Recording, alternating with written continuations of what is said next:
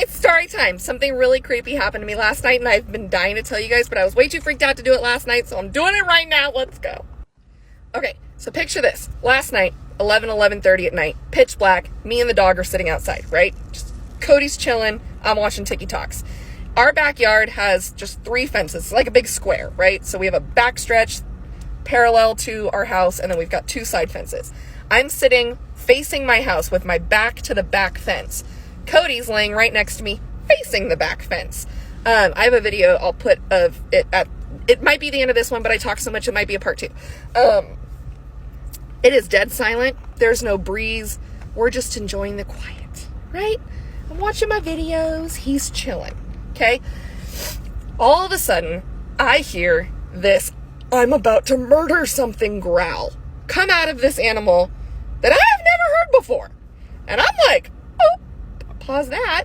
The fuck is happening, right? I'm like scared to turn around because he is locked on something behind me. And I'm like, what the fuck is back there, right? Like, I don't hear anything.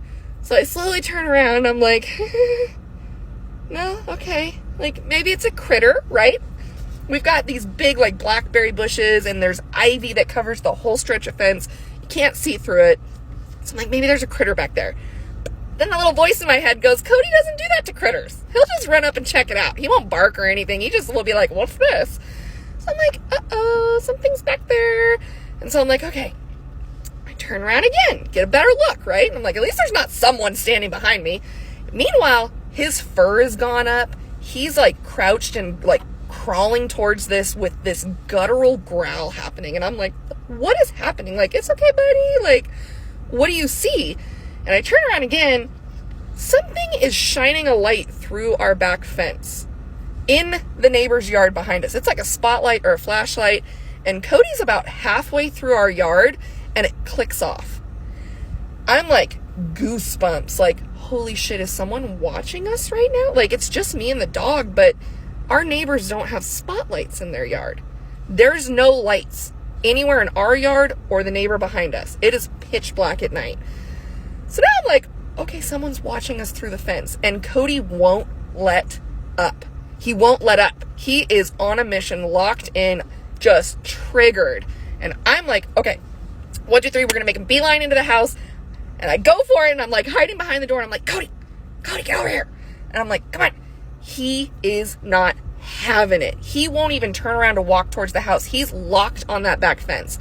So now I'm like, oh my God, what the fuck's happening? Terrified, trying to get my dog in the house, but also figure out what's triggered him. I'm like hiding behind my back door, trying to get Cody in. I'm like, come on. He won't even look at me. He's walking backwards, focused on this fence. He has not stopped growling. His fur is standing on edge. He is like not having it. I finally get him to face me and walk towards the door, but he still will not take his eyes off that fence. The light hasn't come back on. I don't hear anything. I don't hear footsteps like someone's on the other side of the fence. There's no rustling in our bushes. It's dead silent. And so I'm like, oh, fuck! Oh my God! And I finally get Cody inside and I slam the door and I lock that shit. And I'm like, I run into the house and I tell Ryan, I'm like, something just happened. Cody alerted to something back there, like super creepy. And then I run into my dining room to look out the window into the backyard to see if maybe a light's come on again or not, because it's pitch black in our house, you know, so I can see without being seen.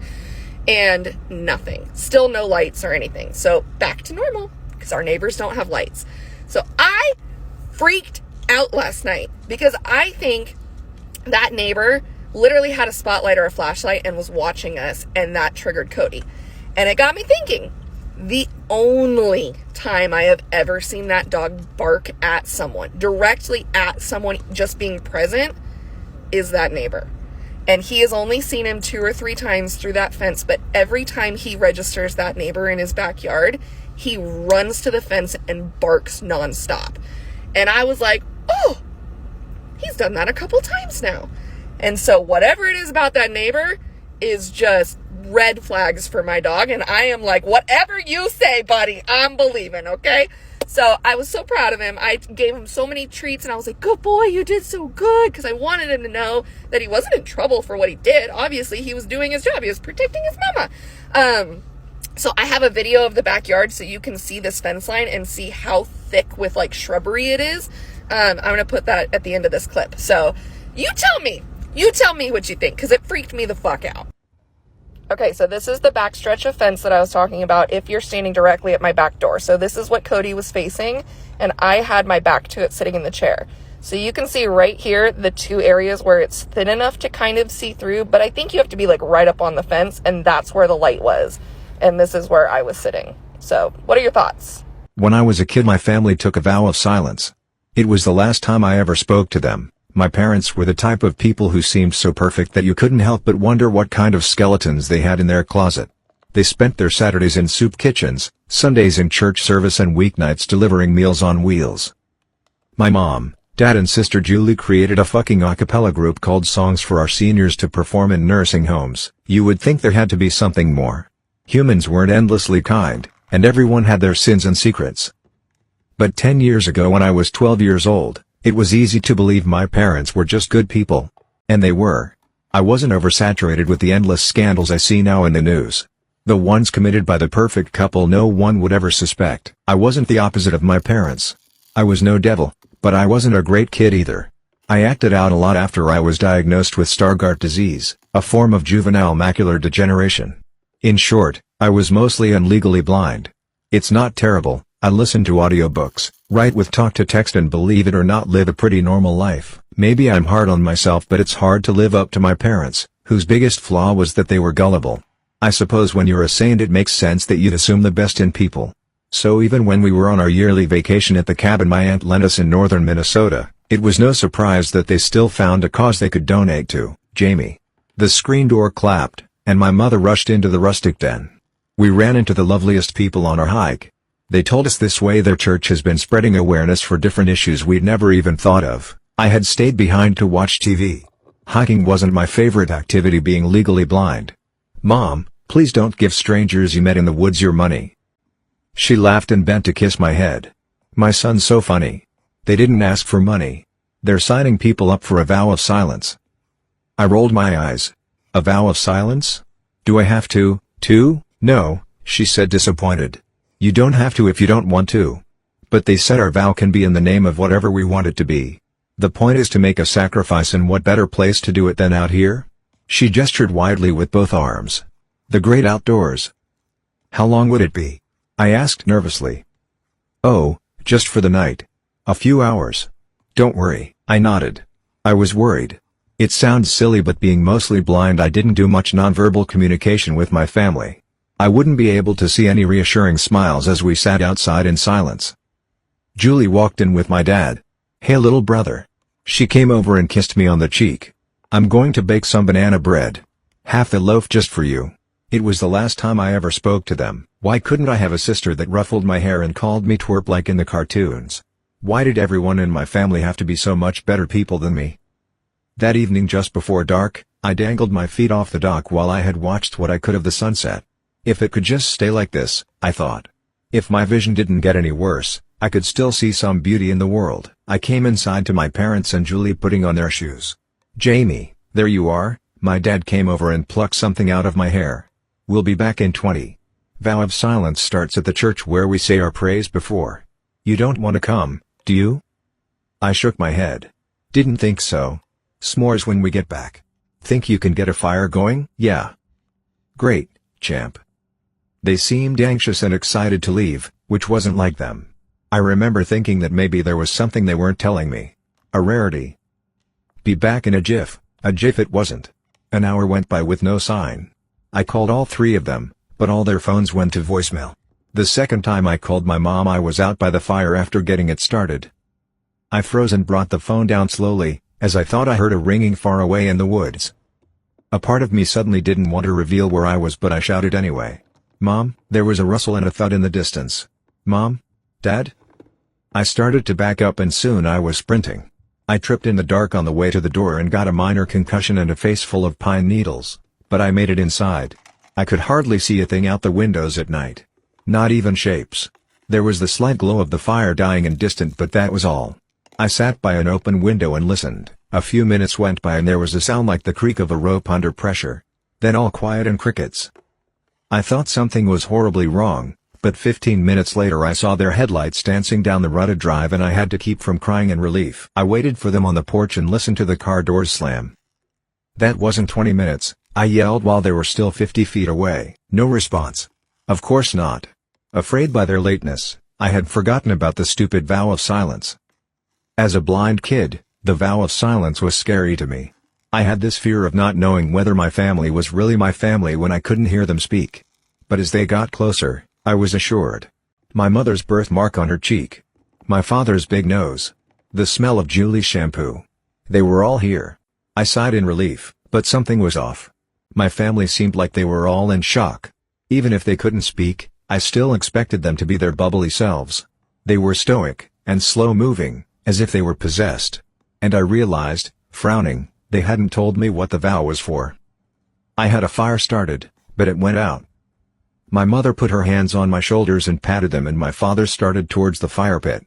She then took my hand and we walked together through the woods to join him. When I was 10 years old, I went back to school shopping with my mum. And I don't know if you guys can tell, but I'm an immigrant. Like, I know it's a surprise to some of you, but yeah, I'm getting shipped off to Rwanda soon. And as an ethnic person, yeah, guys, you know that going back to school shopping was your worst nightmare. Because your parents would never buy you the shoes that you want. They didn't see the worst shoes and they said, oh, these look nice. But we got in Papa's Lamborghini, I'm joking. We took the bus and we went to Shoe Zone, the immigrant shoe shop of choice. If you eat tea and crumpets and you do not know what Shoe Zone is, Shoe Zone is a budget-friendly shoe shop. And as we was walking into the shop, you can just smell the disappointment of all the kids that got told no and put them back and I'm not buying you that. When I was younger, I was a big kid. Yes, you're seeing that, right? No, that's not a hippo. That was me when I was younger. And I had big feet. You know what they say about little kids who are chubby with big feet? They have diabetes. So obviously, me and my mum, we're trying to find shoes that fit me because none of these shoes are fitting me. My shoes are fat. And in shoe shops, well, I don't know, maybe it was just this specific shoe shop that had a creep, but in shoe shops, there was these people that came and they measured your feet for you. So a random worker came and said, oh, would you like me to measure your feet, buddy? But guys, the thing is, nobody asked him to do that. He just came up to a random fat chubby kid with big feet and said, oh,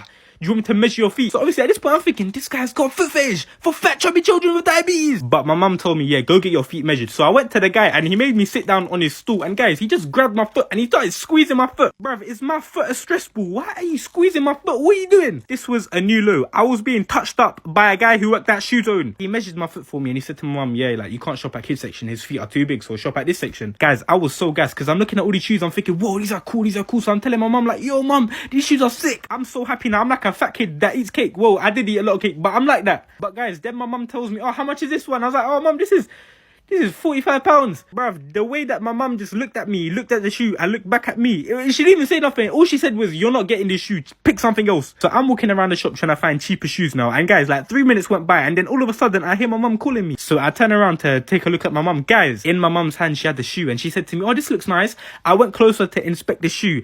Guys, the shoe looked like Dwayne The Rock Johnson, if Dwayne The Rock Johnson was a shoe. This shoe looked like a brick. The shoe was so thick, and it had one big Velcro strap that went around. It looked like, you know, at Fort Park, when they strap you into the rides, it looked like that. But at least theme parks are fun. I'm looking at the shoe thinking, this shoe looks like Ned Flanders from Simpsons. So my mum tells me, oh, try the shoe one. And guys, all my ethnic people know, yeah, when he was younger and he did not want a shoe, this is the one thing you did. You try on the shoe and you tell your mum, oh, this shoe's tight, it doesn't fit. By the way, these shoes fit me perfectly, but my mum did the ethnic parent test and I curled up my toes so it felt like the shoe was too big. I can't lie, I felt like James Bond in that moment. Then we asked the worker, oh, is there any of these shoes in the back with a smaller size? And he said, oh, let me check, I think we've got some 3s and 4s in the back. Bruv, I didn't ask if your mum was back there. But then he came out with a size 5 and he fit me perfectly and that's what I went home with. I went to school with bricks and that's why I hated shoe shopping. I'm so glad my mom raised me the way that she did because growing up, y'all, some of y'all were some mean ass kids. So growing up, the movie Precious was popular, right?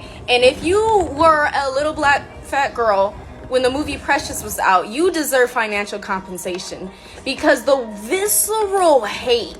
Listen, I remember there was this new girl at my school, right? And she was a little fat black girl, right? So everybody off rip just hated her. They'd be like, oh, she sucks, we hate her, oh my god. And they would like harass her. They would like physically harass her all day, every day, and the teachers wouldn't really do anything and nobody would really do anything. And I remember when my little friend group was trying it and they were like kikiing it up because she was walking over towards us and they were like, haha, she's just so fat, she sucks, da da da da. And I remember asking them, I was like what's tea? Like, why do y'all not like her? What did she do something? And all they could tell me was like, oh, she just stinks, she's fat, she stinks. And I was like, no, she doesn't, because I hang out with her and she smells quite fine, if you ask me. And I'm like, no, I don't think that's the reason. I was like, is it because she's big? Like, is that the only reason? And that was the only reason. So I was like, why don't you like what's tea? Like, why all of this visceral hate for her? Because like, when she was the nicest person I think I've ever met in my life. She was so kind, so sweet, always trying to make friends, everything like that. And I remember after school, there was these group of boys who were always trying to jump her. They were fiending to beat this girl up for no reason. They do it almost every single day, either at lunch or after school. They would try to jump her. And so I remember one day, she got expelled because she was standing up for herself and she kicked all their little asses, right? And she got expelled. The boys did not get in trouble at all. And I remember the girl had a little brother that went to the elementary school, right? So I remember her mom's car was there and the windows were tinted and they were rolled all the way up. So I didn't know it was her until she rolled it down just a little bit. I saw that it was her and I was like, hey girl. She's like, hey. And I was like, where you been? It's been like 3 weeks. And she's like, I got expelled for beating up these boys. And I was like, as you should.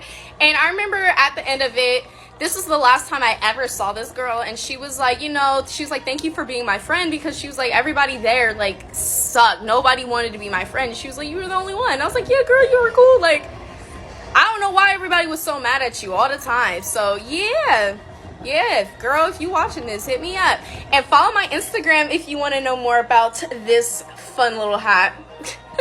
Explain like I'm 5. Why is it that when we first look at a clock, the first second seems to take a lot longer than usual to pass, but keeps on going as usual afterwards?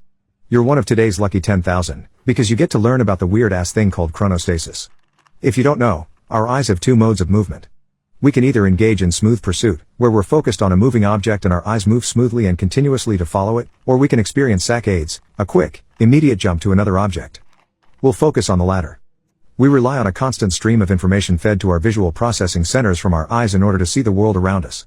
This isn't normally a problem, but when our eyes jump from one thing to another, that rapid motion means that the data we collect is degraded and useless because of the speed of motion. For this reason, when our brains receive a signal saying okay, the eyes are going to jump now, we actually discard and ignore any information our eyes collect during the jump through a process called saccadic masking. In effect, we blind ourselves for the duration. When our eyes settle on the new object, they drop the mask and visual information is interpreted once again. However, the brain is conscious of the fact that there was just a period of time where it wasn't receiving information, and so it does something really tricky. It backfills the information it thinks it should have received while it was blind with the information that it starts getting after the saccade. We don't consciously perceive the gap because the brain convinces itself that it was seeing that image the whole time. Because the brain fills in the gap with what it sees immediately following the jump, we subjectively perceive that the clock hand takes longer to move.